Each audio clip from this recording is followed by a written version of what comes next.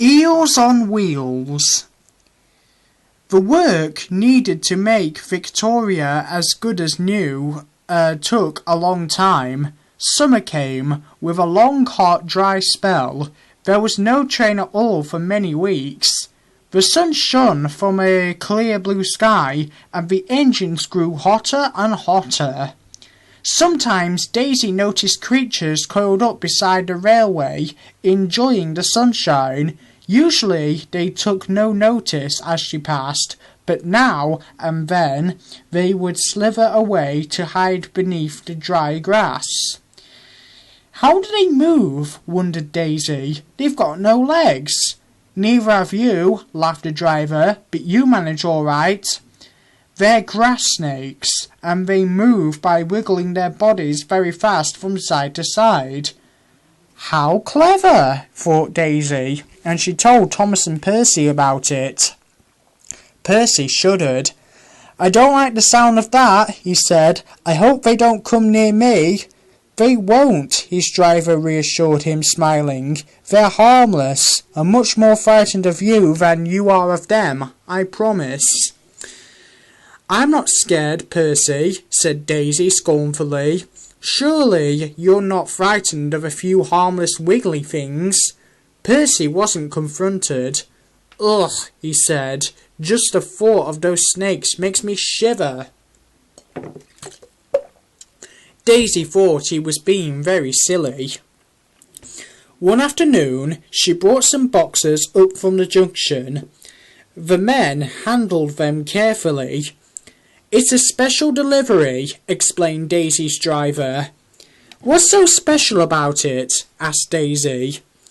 "It's live eels," her driver said. "Sort of water snakes. They're for a special menu at the restaurant in the high street." Very carefully, the porters stacked the boxes on the platform. Daisy moved back so that the milk van could be coupled onto her.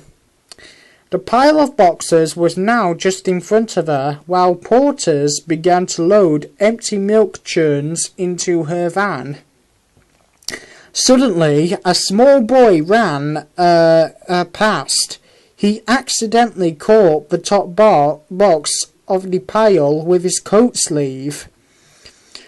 It hit the platform and burst open onto the rails in front of Daisy.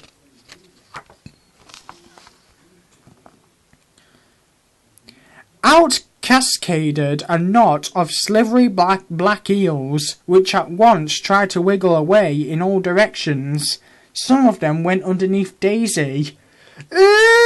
She squealed. "Help!"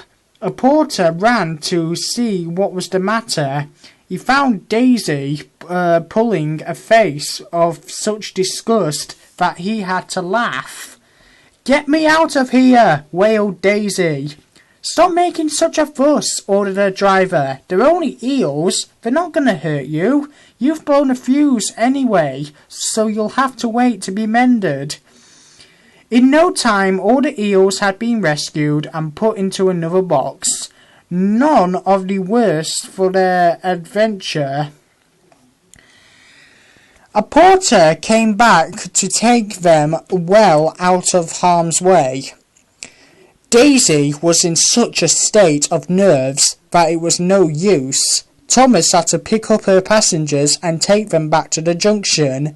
That night in the shed, Percy and Toby made up lots of what they called wiggly jokes, which Daisy thought were very silly and not funny at all. "Never mind," said Toby. "Near my old railway there's a place called Ely." "Think of that!" Daisy shuddered. It was the last thing she wanted to think about.